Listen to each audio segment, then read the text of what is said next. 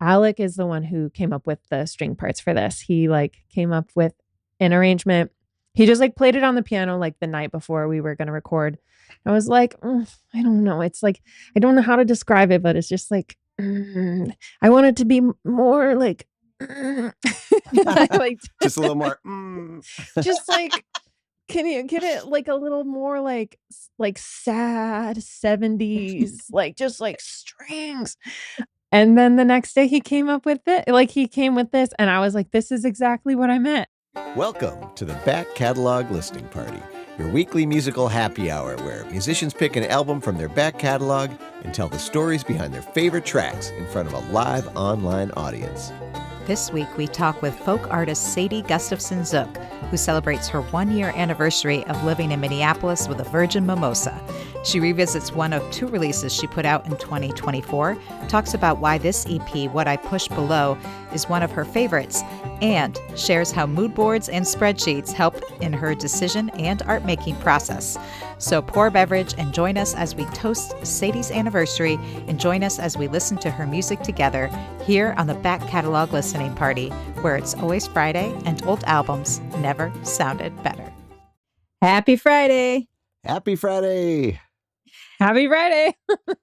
And welcome to the Back Catalog Listening Party. My name is Mother Banjo, one of your hosts. My name is Anthony Ihrig, the other host. And today we have joining us all the way from South Minneapolis, Sadie Gustafson-Zook. Hello. Welcome. Oh, that's very nice to have that. Yeah. Well, folks are excited for the party. Alan was first to the party. He says, happy Friday, everybody. Two-stepping tonight in New Braunfels. Oh, right. Joining us from Texas. Connie saying hi from Richfield. And our friend Ryan also joining us from Texas. He said, tonight I will be having a homegrown Hero Peach Dream in my pint glass. Ooh. I'm guessing that's his Back Catalog Listening Party pint glass. Yes, of course. And Tony, do you have something in your pint glass? I do have something in my pint glass. I've got a hoppy amber from the Brooklyn Brewery. They're part of their special effects NA series. It's delicious. And I like that it's dark enough you can't actually see the Back Catalog logo. Yeah, that's a sign of a good beer, in my opinion. It's kind of cool outside, so I went back to the darker. Excellent. And Sadie, are you enjoying any kind of beverage or snack? I am. Yes. I made a seltzer and orange juice for, nice. because it's sunny. It's sunny today. So it feels like brunch all day. Right on. I like that. Well, I also was channeling the kind of more fallish vibes because of the cool weather. I made myself a maple old fashioned is what I made for myself. Yeah, nice. Fancy.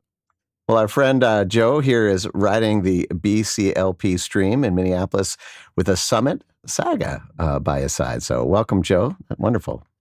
Excellent. And Susan joining us from Bend, Oregon, enjoying a Pils from Van Henyen Brewing. Very nice. Folks are supporting their local breweries, which we like. Yeah. And if you just joined us here at the Back Catalog Listening Party, this is our weekly musical happy hour where we invite some of our favorite musicians to revisit old records. We'd love to know where you're tuned in from, if you're enjoying a beverage or snack. And of course, as the show goes on today, definitely throw in your comments and questions in the live chat. We'll get to as many of them as we can. And we're really excited about this show tonight. Sadie Gustafson-Zook is an amazing musician, and I'm so glad we were able to schedule this. For folks, Sadie, who are maybe a little less familiar with your music, maybe you can give a brief origin story about where you grew up and how you fell into writing songs. Sure. Well, I grew up in Goshen, Indiana, which is like in between South Bend and Fort Wayne. That's what I usually tell people, but it's like a hub for progressive Mennonite people. So my family moved there from Oregon because my mom got a pastoring job when I was 3. So I spent a lot of time there, and my family was really musical. They had my parents had a duo, and so I joined them when I was 6, started playing fiddle when I was 4 and playing with them. So I kind of have been making music the whole time. But I started writing more music when I was in about 5th grade. And then I kind of just kept going. And then I went to college and studied classical voice in Goshen at Goshen College, and then got tired of Western classical music, but wanted an excuse to leave. So I went to Boston and I went to Laundry School of Music and I studied jazz voice there. And then at the same time, I was like working at Club Passim, which is like this epic folk venue in Cambridge. And then I was also living in this house called the Brighton House, which is where all of Berkeley Roots program people lived. So I was like nice. getting all of these different like genres and scenes in all at the same time. And that was very fun, informative, and cool. And then the pandemic happened, and then I moved around a bunch of times in short succession.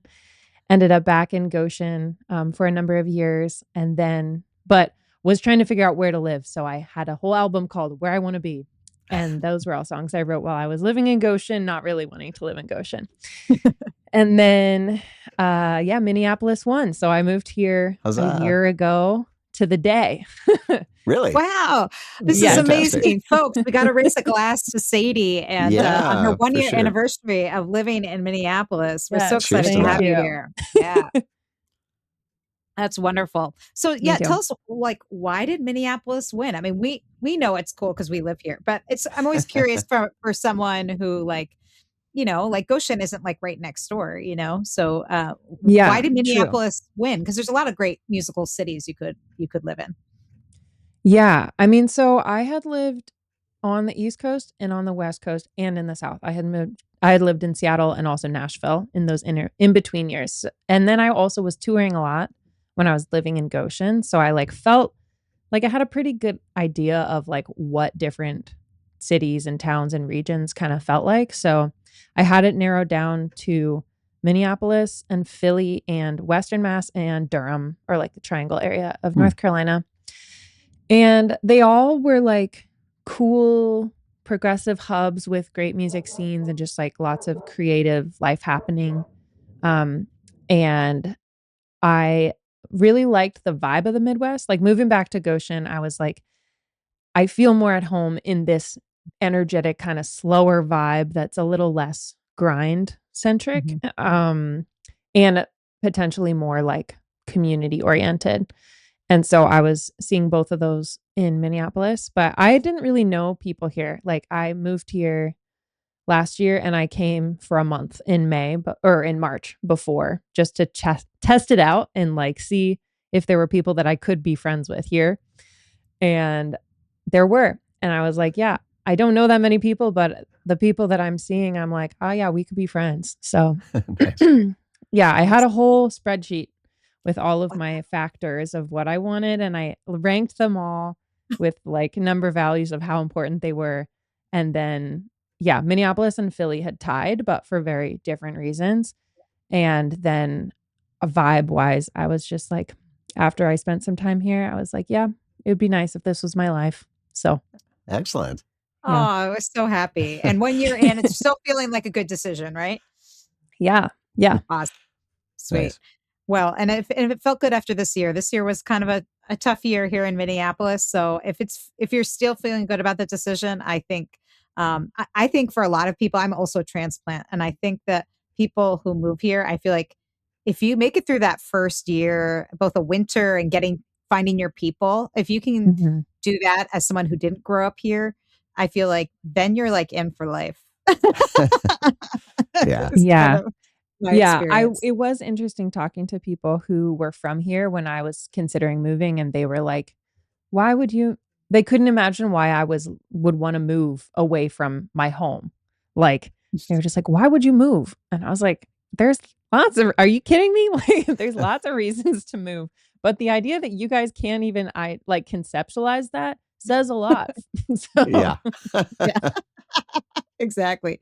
Well, we are so excited to have you both here in Minneapolis and here on the Back Catalog Listening Party to revisit one of your older records. And this is cool. You chose an EP, which came out in 2024, What I Pushed Below. And tell us why you chose this, because other projects you could have chosen. Tell us why you chose this one. Yeah. Okay. So this is one of my favorite little projects that I have had. it came out in 2024, which is also the year that Where I Want to Be came out. That came out in the spring. And then this came out in November. And because I was like, both of those projects, I was keeping them very low budget. So I like wasn't investing in a real publicity campaign, and like the recording process was very minimal expenses for one reason or another. And so I was like not putting that much emphasis into letting people know that I had released it. And I think because I had released 2 things in 1 year, this one, it was like I had been sitting on it for like a year or a year and a couple months by the time I released it. And I was trying, like, timeline wise, in terms of my life, like I had recorded it before I had recorded Where I Want to Be. So it was getting a little bit mixed up. And because of that, I was just like, oh, I'm not going to do a real release kind of thing, even though it ended up being some of my favorite arrangements. But I just was like, oh, I would love more people to hear about this. And then I also didn't print it. And so when I'm selling merch and stuff, and I didn't make any merch items for this album. So like, I just didn't talk about it that much. And so I want people to hear it. Nice. Awesome. That's why we're here. That is exactly why we're here, to appreciate art that maybe didn't get its full due. And we're excited. And the cool thing about an EP is that we're probably going to hear all the tracks tonight on the show. Yes. So we're really excited about that. That's a rarity on this show. Usually we're just getting like a amuse bouche of the record. Now we're going to get the full deal, guys. This is the listen along. Yes. Nice. Official listening party. That's right. So is there anything you want to say about this first track? Of course, the first track is called The End. Is there anything you want to say about this? I mean, yeah, there's a lot. Well, is the vibe usually that people provide context before or after? Totally up to you. We'll definitely talk about it after. We'll talk about things we hear and questions we have. But if there's any way, if you want to set it up, you can, but you don't have to. Okay. I guess I would just say that this whole album, and the idea was that it was about bringing up the feelings that had been, well, that's pretty self-explanatory. It's called What I Pushed Below. What is feelings? The feelings I pushed below, essentially. And yeah, I have plenty to say, but I think we should listen to it first. Awesome. All right. Well, we're going to kick off the party with The End from Sadie Gustafson-Zook here on the Back Catalog Listening Party.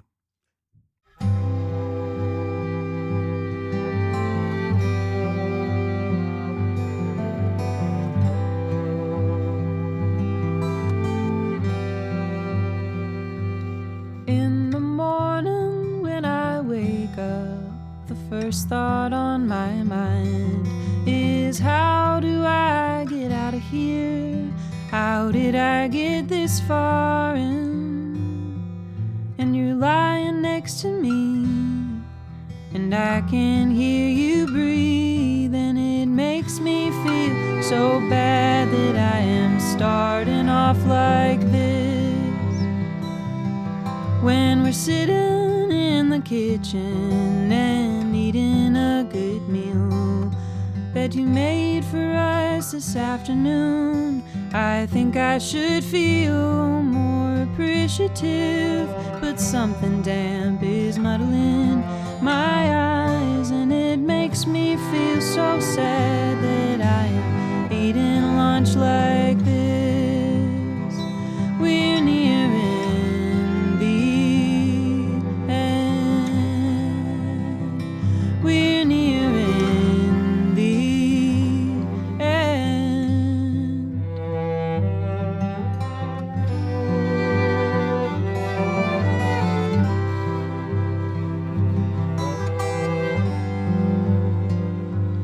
I can feel the feeling rise, though I try to push it down. Our house is such a home, it's the only one I know around. But the warmth of our wood stove cannot overcome my doubt, and it makes me feel so mad leaves me here like this. We're nearing the end. We're nearing the end. We're nearing the end. We're nearing the end.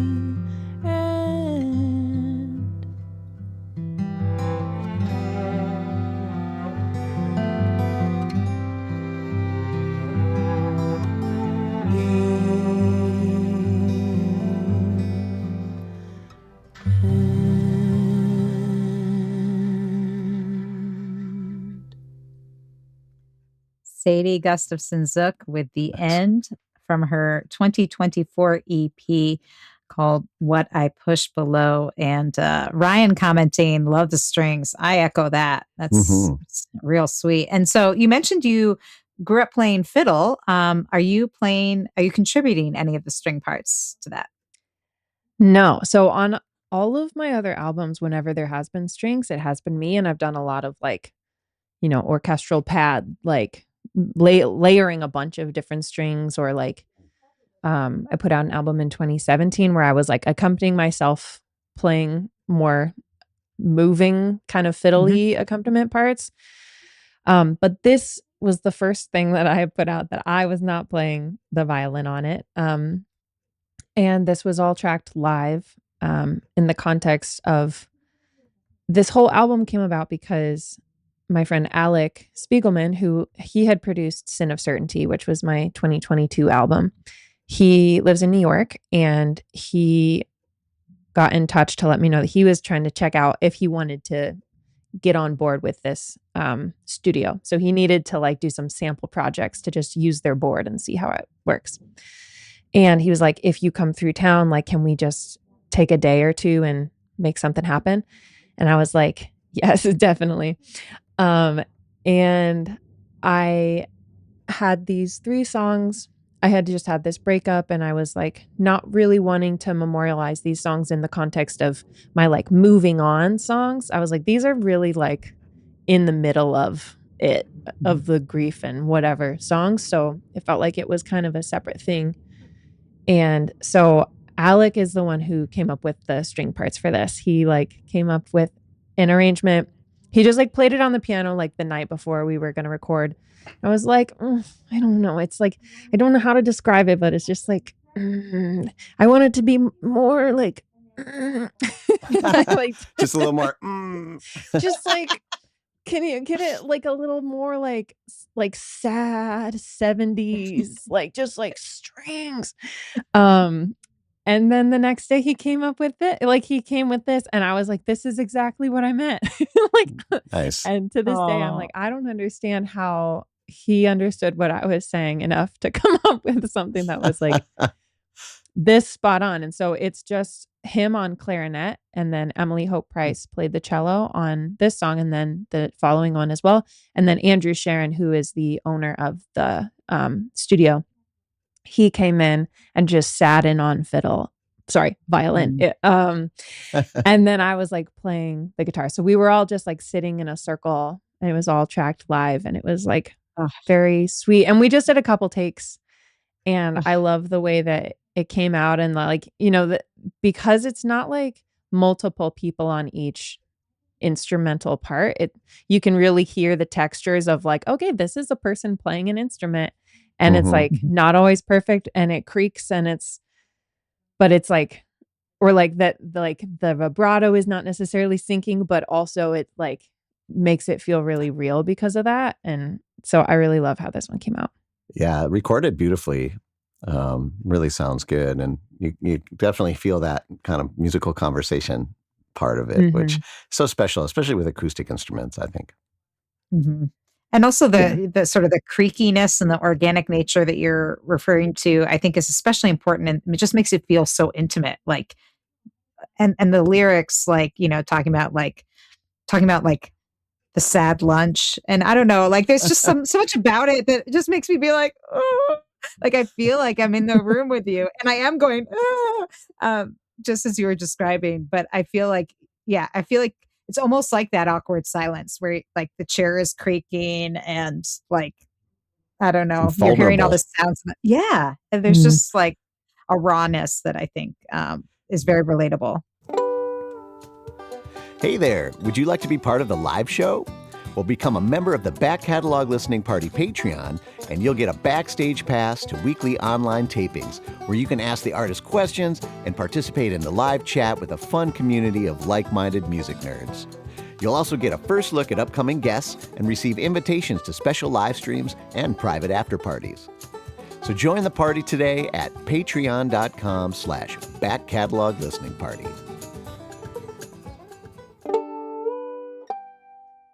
You mentioned, kind of starting out playing fiddle, and I know you studied voice, and you probably play a bunch of instruments. Do you write on a specific instrument? Like as we listen to these songs, was this an era in your life when you're writing on the one instrument or the other? Can you talk a little bit about where these songs came from? Yeah, mostly I write on the guitar. Um, Again, there was like a time when I was writing a bit more on the fiddle, but then I moved to Boston and I didn't have a car, so I couldn't take a fiddle and a guitar to my shows. So I was like, I have to just focus on something. Um, but yeah, the guitar is pretty tied into my writing process for the most part. Sometimes I'll be driving and like I'll get a melody without an instrument and just like put on my little voice memo. But these ones were definitely written on the guitar.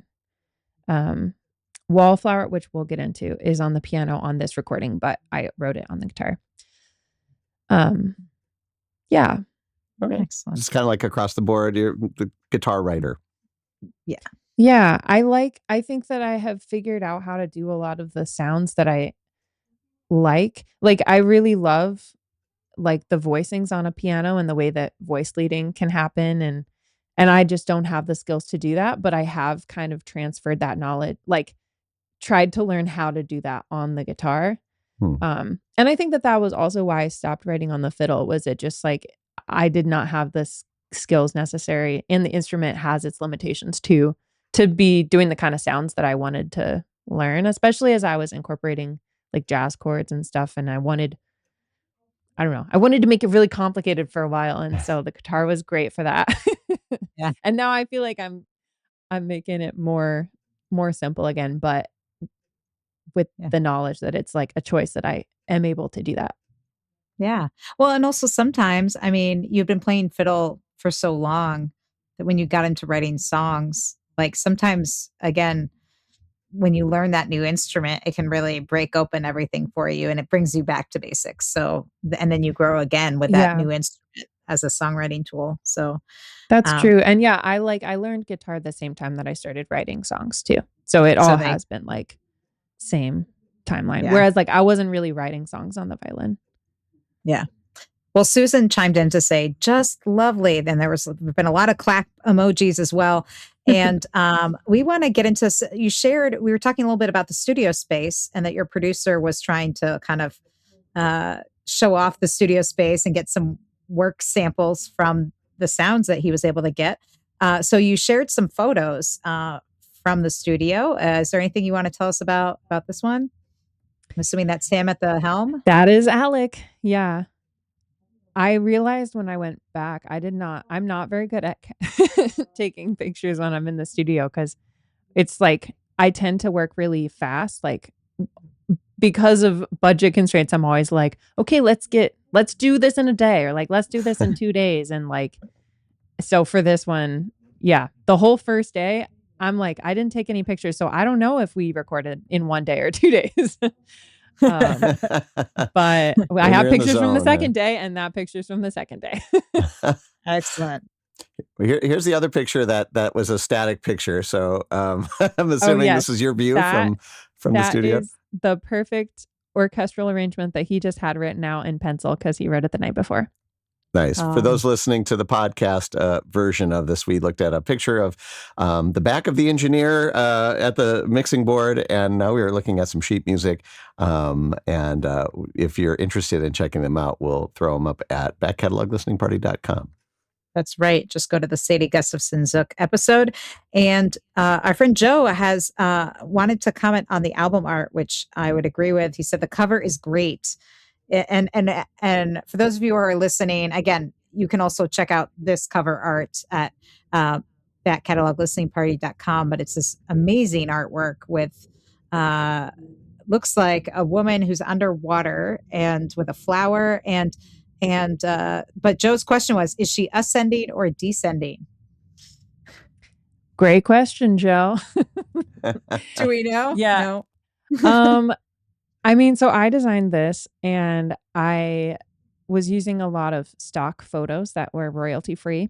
And I had been seeing this series of images of like women that were underwater and they were so cool. And I was like, I should recreate this. And then I realized I could just use those pictures because they looked so good.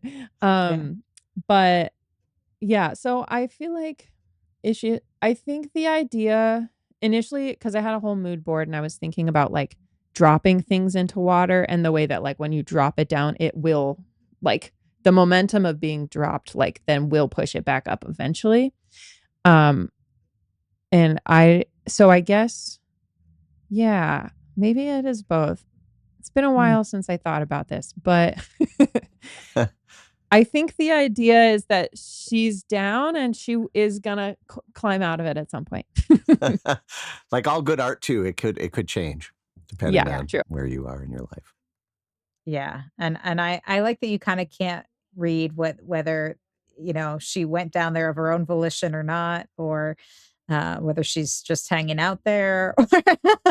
I think there's a lot of questions, which I think is good because I think when you're talking about emotions that we kind of suppress or don't let out, we choose to do that, but then the results can vary. Yeah, and I feel like it also is like it is not even necessarily like it's water, but it's not necessarily water. Like on the background of it, I found another picture of like ink. And for each, because there was only 3 songs, like I made different art for each song, and they all were. I was trying to keep like an element of like one of these swimming women bodies in each of the picture, and a flower and an ink like floating around. Oh yeah, here's another one. So this is the single art for it. Excellent. And this is much more colorful for those folks who are just listening to the podcast. You have to check out all of these pieces of art. They're just amazing. Really colorful and evocative images for each of the 3 singles. So we'll make sure all of these get up there as well. If you go to backcataloglisteningparty.com. But I want to hear more music. Okay. So the next track that we picked up that on the record, because we're basically just going in EP order, is Autumn's Fragrance. Is there anything you want to say about this before I take a listen? No. All right. Let's give it a spin. Sadie Gustafson-Zook with Autumn's Fragrance here on the Back Catalog Listening Party.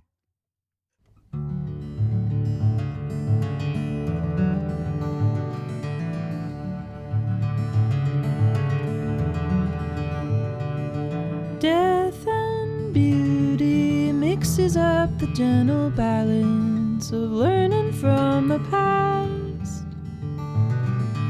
As we try to figure out how to move forward, nothing ever lasts.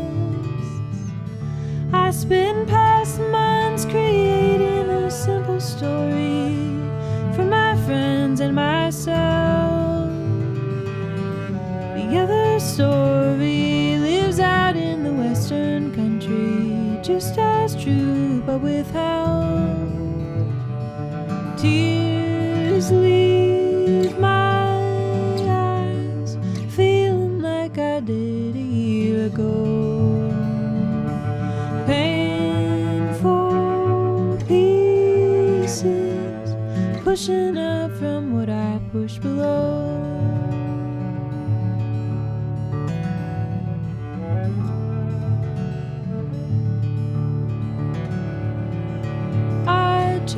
To be gentle as I disentangle while keeping my vision straight, aimed at my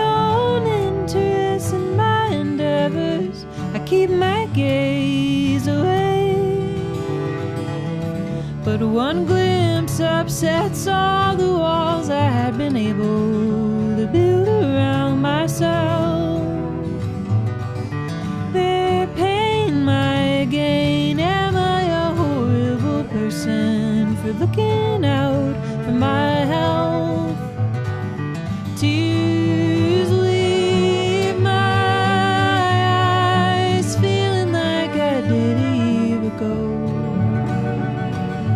Painful pieces pushing up from what I push below.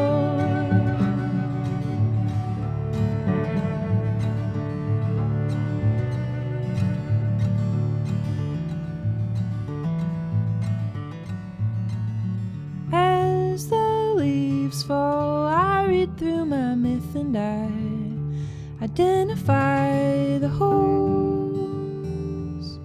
Autumn is the fragrance of easy answers, now continuing to hold.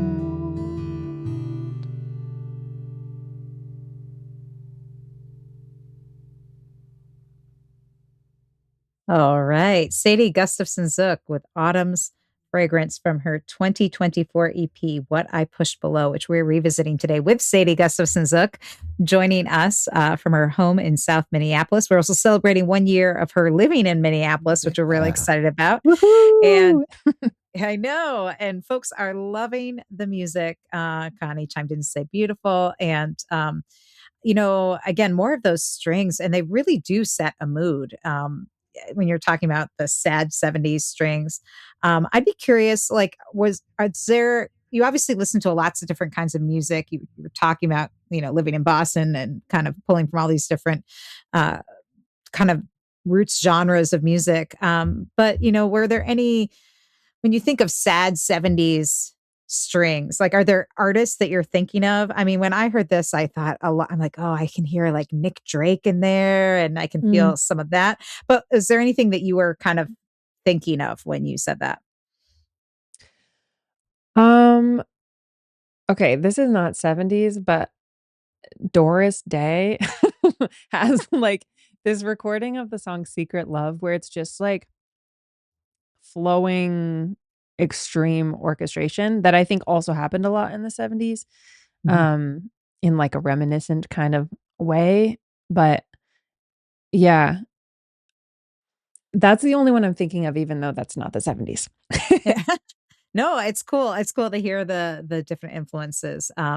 But it definitely has this like, yeah, bittersweet tone to it. And as good as the music, people are loving the music, but I just want to point out that if it's sounding good, whether you're joining us for the live taping on YouTube or whether you are listening on the podcast, it's going to sound 20 million times better if you get the high res audio tracks, get the That's right. wave files. You can get them at Bandcamp at sadiegustafsonzook.bandcamp.com. You can find her whole catalog of music. There you can download these tracks because again, she never pressed them into CD or vinyl format. So this is your way to get them and support Sadie's music. And also when folks are there, they will find that there's a brand new record that's there. And maybe you can talk a little bit about this because this has a lot of Minneapolis connections. Yeah. So I obviously this is my first year in Minneapolis and my first winter. And as you mentioned before, definitely a very intense first winter for non-weather related reasons, and then also but the weather's fine. Um, and so as I was here in January, I was trying to think about like how to be helpful in this community as ICE was kind of, occupying the city and being mean. And so I had all these songs that I wasn't really planning on releasing. But I was like, wouldn't it be kind of fun to release just like, I don't know, like a voice memo recording or something on Bandcamp that could be a fundraiser for rent relief. And then I was talking to a couple friends and I was like, it would be fun actually to like work on it with other people and everybody's looking for ways to be helpful. And then everyone that I asked was like, yeah, we would love to be involved. So it ended up being really sweet. And it's like all live takes where it's just like me and then my friends sitting on a couch and then they're singing harmonies and then sometimes adding some other instruments too. But yeah, so it's 9 songs we've recorded in a day Wow. and released it a month to the day after we recorded it. So very fast turnaround for that. But I'm really proud of it and I'm really happy that it gave me a good reason to like just like jumpstart working with people musically in Minneapolis and like getting to work at my now friend Dex's home studio and like, Nice.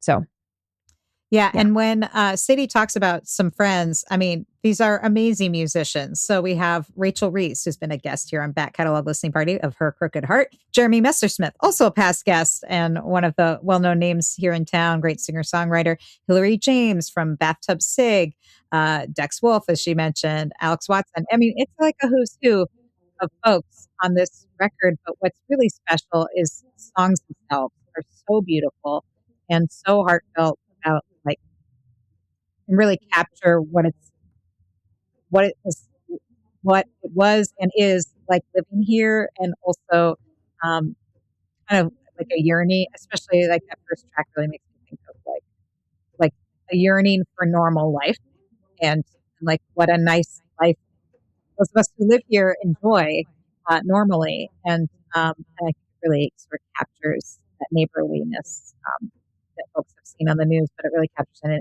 an intimate, personal way. So folks want music that like warms your heart.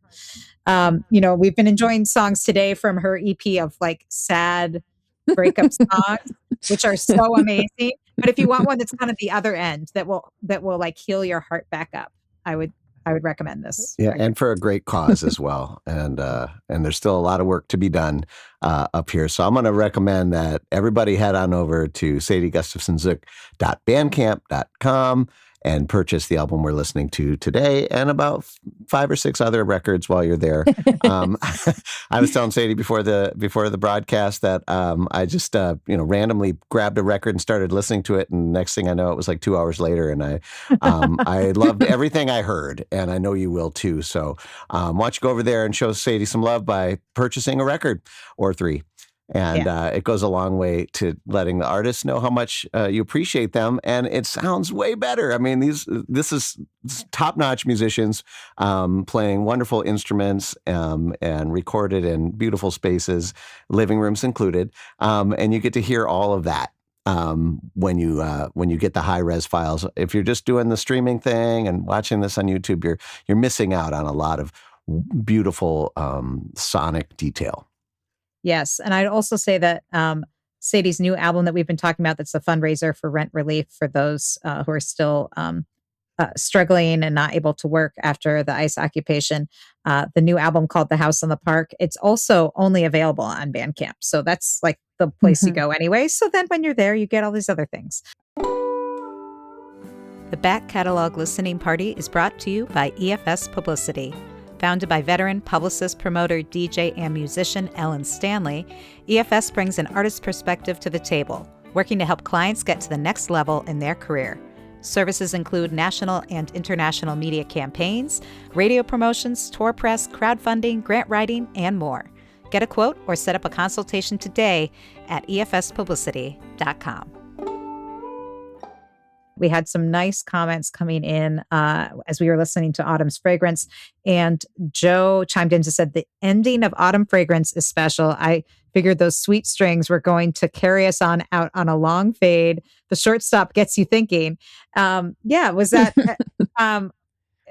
always going to be how it was? Or did you like, because I know sometimes when you have something like that, you're like, I don't know how to end it, so we'll just keep it going. But yeah, you chose to have a kind of sudden stop there. Yeah, I mean, so this one was tracked differently than the other ones in that I tracked the whole thing live and then we had Emily come in and do a lot of cello takes and then we kind of comped those together and layered those onto each other. So it wasn't like a written out part or something. But yeah, the last line also I have a comment about. It's autumn is the fragrance of easy answers not continuing to hold, which to me, when I wrote that, it just like descended upon me. I was like, whoa, this is poetry. But so I guess to Joe's question, that kind of like, it's like in my mind, it was like a little mic drop moment where it's like, yeah, it's like, what's that mean? I don't know. But like, you can think about it when the song is done. So I don't think that we really ever considered having the strings continue there. But the other thing I wanted to comment on is just because we only did a few takes of this, the way the track that we ended up going with, or the take that we ended up going with, my mouth did something weird when I said not continuing to hold. And it sounds like now continuing to hold, which I was just like, oh my gosh. Autumn is the fragrance of easy answers. Now continuing to hold is the opposite sentiment of autumn is the fragrance of easy answers, not continuing to hold. So that was a little thing that I was feeling like, shoot about. Those are the tough decisions you have to make in the studio, right? I know. And it was just like the rest of the take was obviously the one. And I guess, I don't know. Yeah, I think we were hoping that like in the mixing and the mastering, like it would like get better, but I think it went in the wrong direction and just got more and more sounding like now. There's not like an EQ frequency that you can change just to like make add it a sound. We just add like a little snare drum, right? Where the or cymbal, right? Yeah. Well, now it's too late, but well, but that is part of the live recording process, you know. You and that's what there's so much humanity in live music, whether it's recorded or played, and I think that is more than ever just something that I appreciate hearing, and I love hearing stories like that too, like the kind of trade-offs that you had to make. Yeah. But it's those little human moments that I think make it extra special. Yeah, for sure. Yeah. And I know that we have, and I don't know which song this is, but I know we have some, I don't know if it's queued up, but we have some footage of some discussion around some of the recording. Yeah, let me see if I can get that up here. Here we go. Good.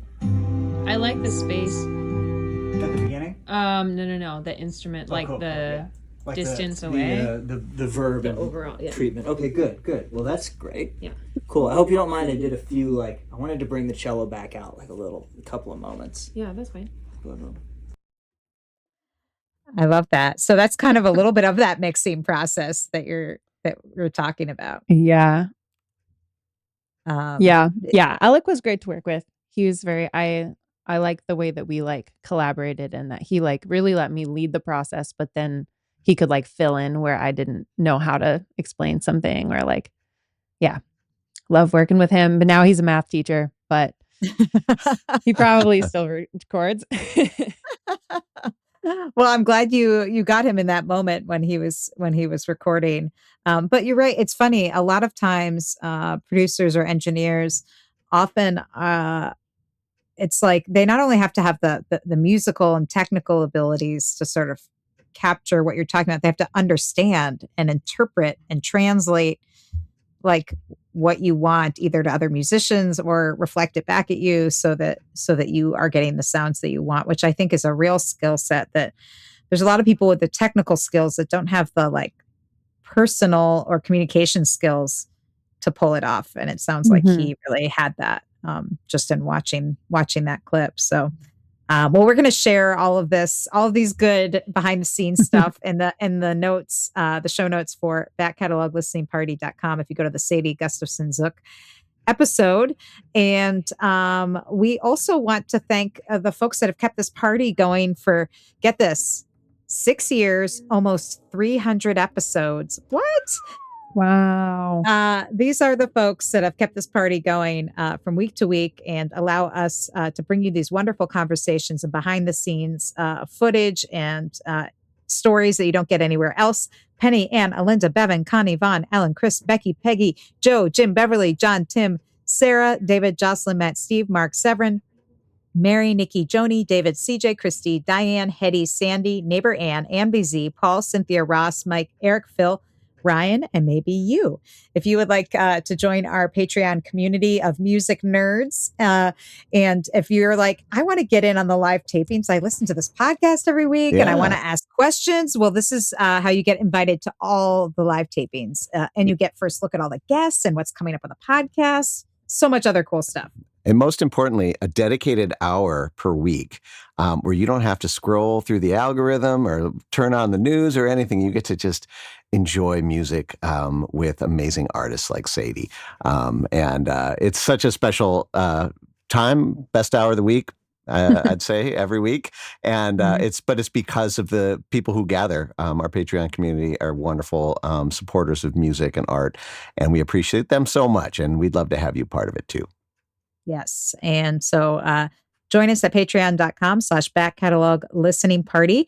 And if you are listening to the podcast, we are just grateful that you're here in any capacity that you're listening. So no matter what platform you're listening on, if you're enjoying the episode, like it, review it, share it with friends, and most importantly, subscribe so you can be notified of what is coming up on the next week's episode. We drop new episodes every Friday to kick off your weekend with a fun musical happy hour. And we have so much good stuff cooking up in the books. So you definitely want to subscribe. And also, if you missed it, we recently did a live stream benefit.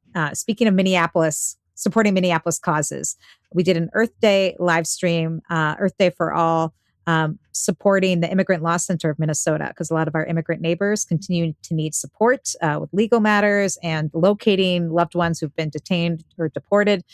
And we had such a fun time, but it's available still on YouTube and Facebook, and you can still donate. And we had an amazing lineup of artists, including some of our favorite past guests like Dar Williams and Heather May, and also our some Minneapolis artists from our community. So we had Mary Bew and Chris Koza and David Huckfeld and Ben Cookfeldt and Katie Dahl, who's a native Minnesotan as well. So it was a great time. And if you haven't checked it out, do, because lots of great live performances. So. Yeah, and as Ellen said, the donation jar is still open, and the need is going to be there for a long time. So, depending on when you hear this, if you see the link to donate, just throw a little comment in there and let us know that you would like it to go to the Immigrant Law Center of Minnesota. That's right. But right now, we want to continue with Sadie Gustafson-Zook while we have her here. And this last track of the EP is called Wallflower. Is there anything you want to say about it before we take a listen? Yeah, I will say I am not a pianist, but I had written this song. It was a co-write with a songwriter out of Alabama called Steven Sylvester. And we had written it on the guitar over Zoom. But I had recorded, and I had, this is the only song that it was both on this EP and then also on Where I Want to Be. Because I just really felt like the song had multiple versions that I wanted out there. So I had come up with like a piano part for it. And when I came into the studio, we were only going to do 2 songs, but then I was like, Alec, there's a like a huge piano here. Let me just try. Let's just roll the tapes and then I'll just like try to sing it. And I had never played it and sung at the same time and made it through without making a mistake until this recording. Oh, nice. So this is now I know how to play it, but the time of this recording, that was the first successful take ever of this song and the piano. Wow. That's the kind of tidbits we love. We love to hear about that because there's probably a different energy that's flowing through you in situations like that. All right. Well, we're gonna give it a spin now. This is the third and final track on this EP, Sadie Gustafson-Zook with Wallflower here on the Back Catalog Listening Party.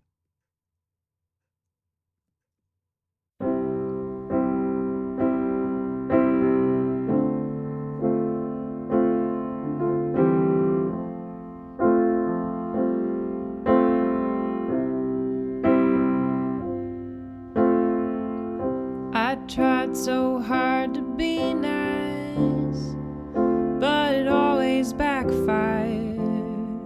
I think I know the problem now.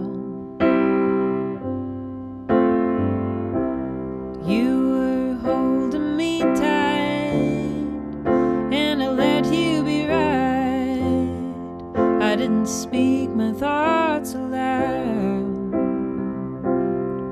I was a wallflower. You adored my petals as my tangled roots stayed still. I knew I was beautiful on the windowsill. Beyond the pain, the wild colors let me know that flowers need some room to grow.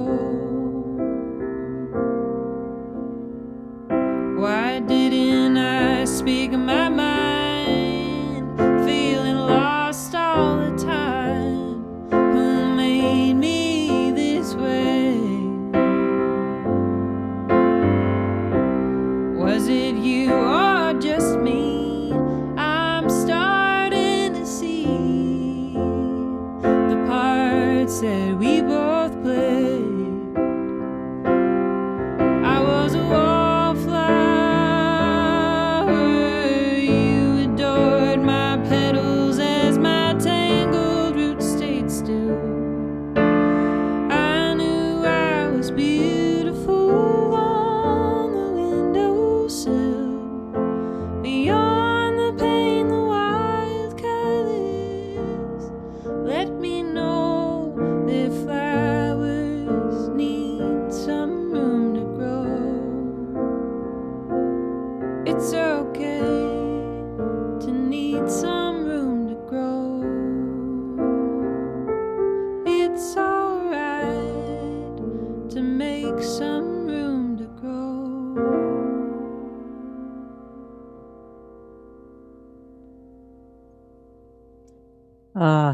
Beautiful. That was Sadie Gustafson-Zook with Wallflower, the version from What I Pushed Below, but also available on her other album that came out in 2024 as well.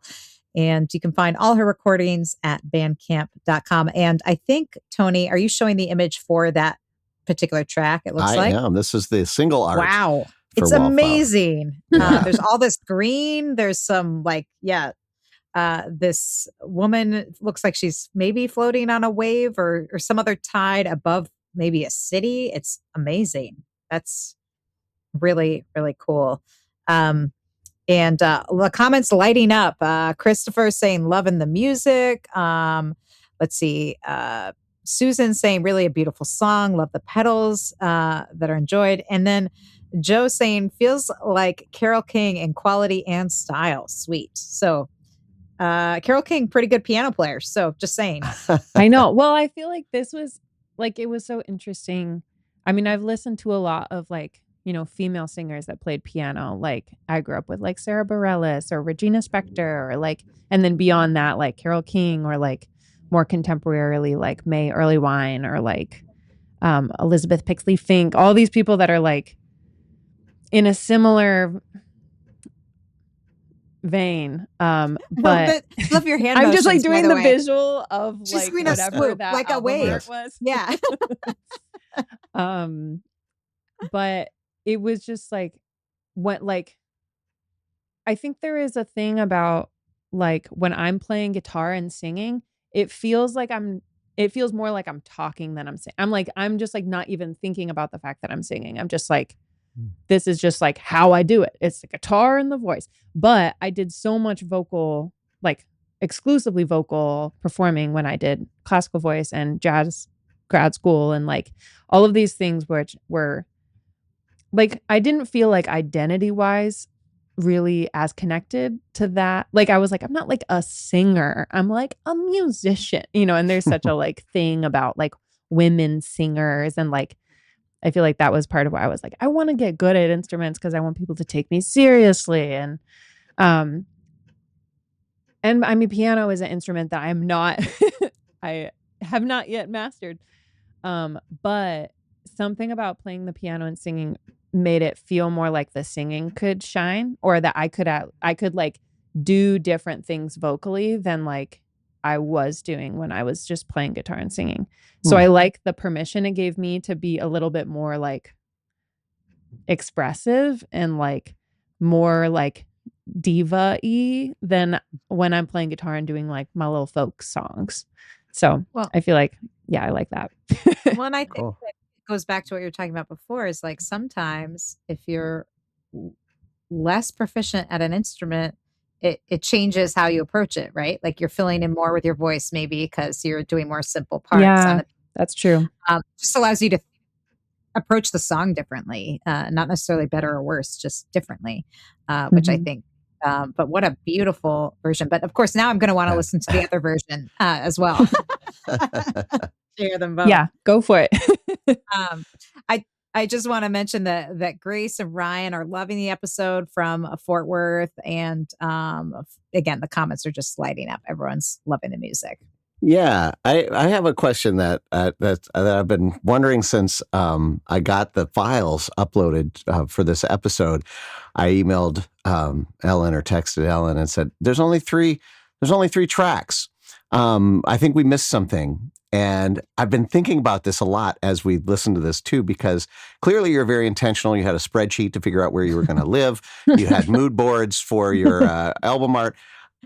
So the decision to only do 3 songs and to make this a package, to make this an album, to be a complete story from beginning to end. Can you talk a little bit about how these 3 songs kind of sum up this EP for you, and why or how nothing else was able to make it in there? Like, I'm just really curious about that.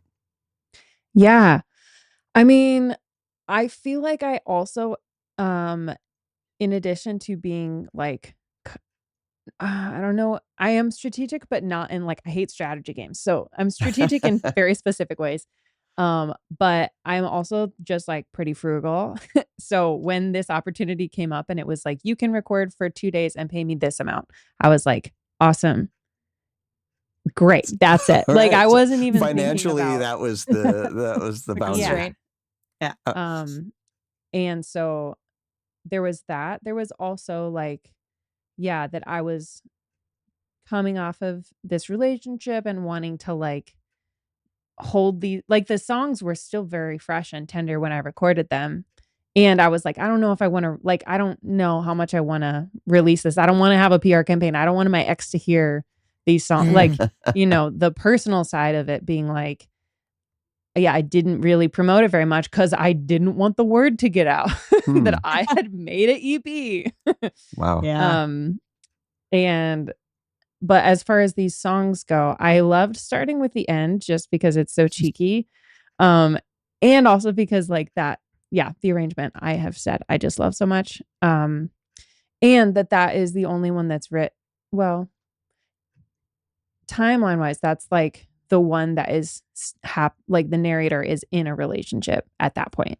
And it's like, I think it was maybe also important for me to view that as like, it's the end, but it's the beginning of whatever is coming next. Yeah. And so that was a nice way to start it. And then Autumn's Fragrance is like dealing with the grief and also like the guilt of being the person who leaves. Because I feel like there's a lot of songs about the people who have been left and, how sad they are. And I was feeling very guilty about being the person who's initiating the end. And so for all of these, I wanted to like handle them with a lot of tenderness and empathy towards the people in the situation that I was in. To be like, yeah, it's not like I was just making a rash decision. And I feel like that was maybe why I love the end and this whole EP so much is like, there's such like, yeah, tenderness and empathy underlying in the way that it is like arranged. And that it's like, yeah, this is like grief for everybody involved. It's not just for one party. And then ending with Wallflower, which is just kind of like a permission to leave. And like, it's okay. That not you're everything. Reminding yourself that it's okay. Yeah. And it's complete. And that's I think the thing that is sometimes a hard skill for, musicians or artists or anything is what to leave out and when to say something has started and when it has finished. Yeah. So thank you for sharing that. I love it, and it feels very complete to me. It does. And it's so beautiful. Folks out there, if you're enjoying the music as much as we know you are, again, you can pick up this EP. You can pick up her other album that came out in 2024. You can pick up her new record, which benefits rent relief here in Minneapolis. Find it all at her Bandcamp page. But also, I just want to point out that she also has a great website and some shows coming up in the Twin Cities and out east. So make sure to check out Sadie Gustafson-Zook.com and stay in touch with her there and all the social places, because I now, of course, really want to hear some of these songs live and hear how you perform them live. So definitely recommend you do that if you can. And what a special hour. Thank you so much for taking the time with us today, Sadie. Thank you, Sadie. Yeah. Thanks so much for having me. I just want to also plug, I have a personal Patreon account too, where I post Oh, fantastic. Definitely share what songs people that can get. as I'm writing them and other creative reflections and stuff. So if people are interested in that, that is linked in my website on the top bar. Excellent. Very good. Another great way to support Sadie's music and get some of those inside pieces and get songs maybe before anyone else gets to hear them. So, Yeah. And Susan says, another wonderful evening with a back catalog listening party. Thank you, Sadie. Thank you all. I want to echo that. And lovely music, great stories. Thanks to all of you for joining the party and hanging out with us tonight. This is a really special hour. Always is. Best hour of the week. Once again, the best hour of the week, right? Awesome. All right. Well, thanks, Sadie. And thanks all of you for hanging out with us and supporting independent music and musicians. Until next time, cheers. Have a great week. Cheers. Cheers. Thanks for joining us on the Back Catalog Listening Party. If you like what you hear, please subscribe to the podcast and leave a review, which helps more people discover our show and our guests. And do you want to be a part of the live show, get a first look at upcoming guests, and receive invites to private online parties and live streams? Then join our Patreon community at backcataloglisteningparty.com. Have a great week. We'll see you back here next Friday for another edition of the Back Catalog Listening Party.